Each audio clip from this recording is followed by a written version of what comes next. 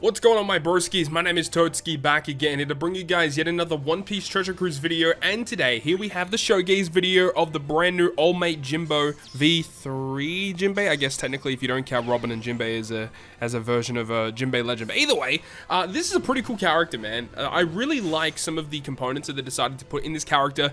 Now, saying that, he is not a perfect legend, and I still think that, you know, it is a wiser decision to conserve your Rainbow Gems for New Year's celebratory events, as this character, you know, he's going to be appearing on other Treasure Map Sugo Fests moving forward. So I think, honestly speaking, yeah, this character is a really cool character, but definitely not a character that is required on your account. You know, he's obviously going to be very, very nice for the upcoming Treasure Map, but not required, as I said. So in this video, we have a few different clips against 3 different arenas, relatively difficult ones, especially the last 2. You know, versus Mihawk, he's pretty straightforward. Sasaki and Luffy are going to be the other ones you guys are going to see in this video, and also kind of speedrunning one of the Garp challenges too, which is awesome.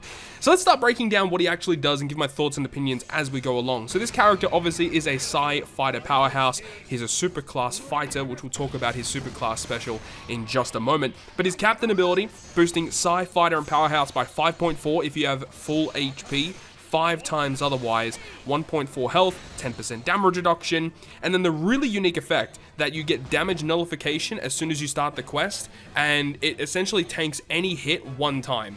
And when you use double Jinbe, you actually get 2 hits of that. It does actually stack, which is pretty incredible. So in terms of the captain ability, the multiplier is pretty good. 5.4 is fantastic. However, you only get it at full HP, which is a bit of a downside in my opinion, because being at full HP all the time is not the easiest thing to do, and I know that this character is built in such a way where you can tank those hits, you can stay at full HP. It does make sense. His super class special, spoiler, does have a healing component into it as well, but ultimately I found that it just isn't good enough. The 5.4 multiplier is very good when you can get it to work, but most of the time I have found that if you don't plan the team out correctly, or the content that you're going up against is really difficult, or you actually have to stall to get your cooldowns, that's going to be a big issue. And that's also one of the things, is I feel like he probably should have had a captain ability that reduced his cooldown, right? Because, you know, you have this really cool component in his captain that can block damage, but if you don't have the character specials max, you need to charge them up throughout the quest. So there's going to be a lot of times where you're not even going to have the damage nullification active because you need to stall for specials. So yeah, that's a bit of a weird component in his kit, honestly, but I think that when you do get it to work, everything, you know, is working perfectly. You have the damage nullification ready, you have the, you know, the 5.4 multiplier. Yeah, this character's pretty strong, and the fact that he is able to get access to Psi characters, fighters, and powerhouse, he gets a good array of units to use, lots of HP, basic damage reduction as well. Like, there's not really much wrong with him, but I think that additional cooldown would have made this character even better as a unit to be using in your captain slot. When you do use him as a captain, you'll get access to his super class special, where you need to have one of the other Straw Hat characters on your crew, which isn't really that difficult to fulfill. And the super class special itself actually does a lot of different things. Initially, it will go ahead and do 3-turn removal of enemy damage threshold, which is pretty good. And of course, if you have double Jinbe, you can stack it so you can have, you know, 6 turns of damage threshold removal on 1 turn. So very, very useful. He also heals the crew by 20% of the crew's max HP. Now, through my usage of this, I have found that the 20% heal isn't that great. I wish it was a lot higher healing.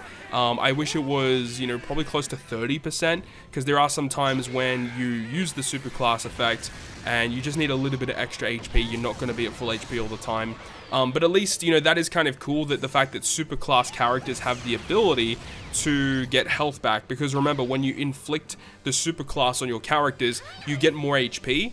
So it means that you're not going to be at full HP immediately, because characters get buffed stats, you'll have more base HP, but you don't actually heal the additional HP that you gain. So, you know, you can start off at 50,000 HP, but when you gain superclass, all of your fighters will get a 1.2 HP bonus, but you don't heal that. So the fact that his superclass special does do that makes sense.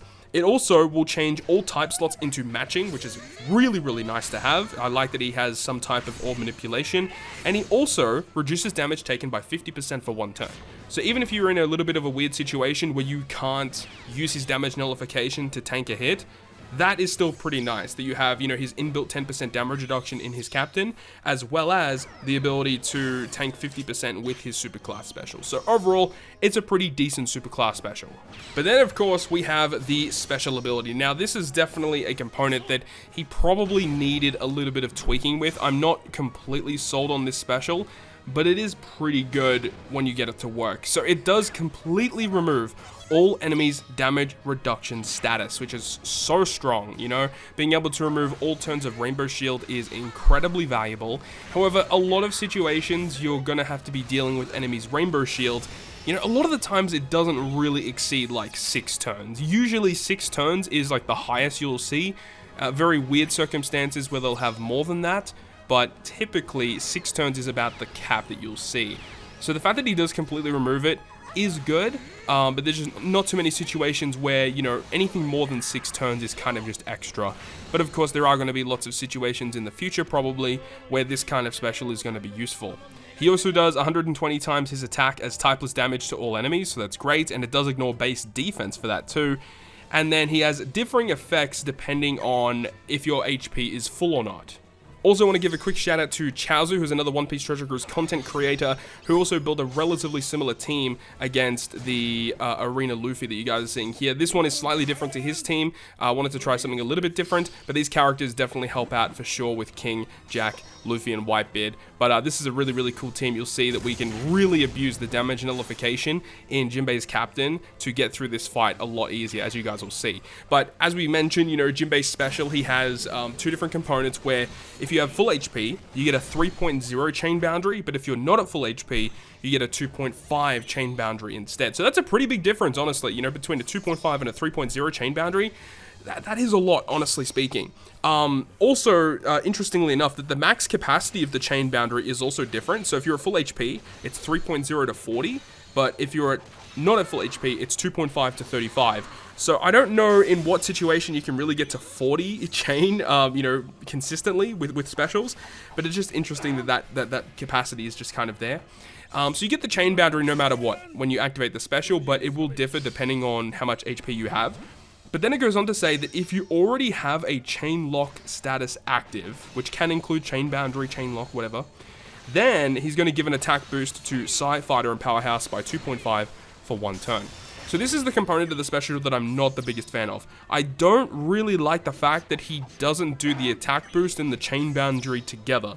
I mean, we literally have Legend Treasure Map Crocodile, which also does this. He also does chain boundary and attack boost in 1 activation. So it is a little bit strange that this character, you know, you need to have 1 status active in order to get the attack boost. Yeah, that's a little strange.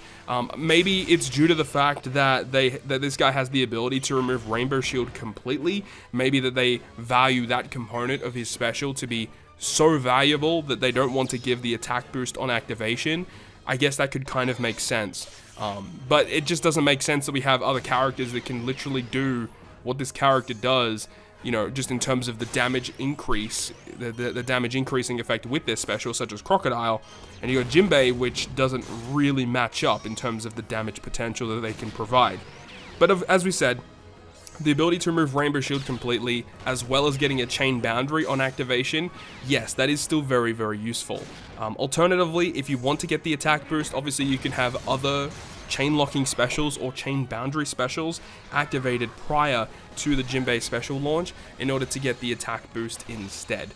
Because, you know, a 2.5 attack boost, that is really good still. That's still going to help you clear a lot of content. So getting access to that is very valuable. So it is a little bit of a missed opportunity, in my opinion, that this character does not get access to attack boost and chain boundary on activation. So that is, yeah, probably the most annoying component of the character, on top of the fact that he doesn't have cooldown reduction in his captain. If they added the ability for this character to have cooldown as a captain and then did attack boost and chain boundary on activation, this character would probably be like a tier 1 like level character. Or at the top of tier 1, I would say. Like, this character would be absolutely bonkers. but because he doesn't have that, I feel like his usability will definitely go down a lot, and I can definitely still see him being used as a crewmate for sure, because having a special such as this as a crewmate is still going to be really good in a lot of different teams. So I think this character is really strong overall, but once again, as we've said, he's not going to be a necessary character for content moving forward, at least right now, because as we said, I don't really think there's going to be a lot of content that you have to deal with a lot of turns of Rainbow Shield where this Jinbe is going to be required for that. And then briefly, before we end this video, I want to actually discuss his support effect real quick. This is a bit of an interesting support. So it attaches to any of the Straw Hats, and it simply states that it gives 3% damage reduction and 15% base HP given to the character. Now, this support effect on paper is pretty bad, but there definitely is some uses for it. You know, a lot of the times when you see a damage reduction support, usually it will be for a certain color or a certain type, you know, where, you know, reduce a certain amount of damage from int, and then also get a stat boost on top of it. But this is just straight up rainbow 3% damage reduction plus an HP boost. So there's definitely going to be some uses for this. I know that definitely for some Grand Voyage stuff, this could be very useful. However, the big drawback is the fact that it is only providing an HP boost, you know, no attack or recovery boost. So it would have been nice if it was like maybe 10% stats and then 3% damage reduction. That would have been pretty wicked, but I get that this character, this support is mainly used on a character to allow you to tank damage, so it does make sense that they give you a really high multiplier, but just for HP, it does make sense in that fashion. But another component that really doesn't make sense is that it only attaches to Straw Hats.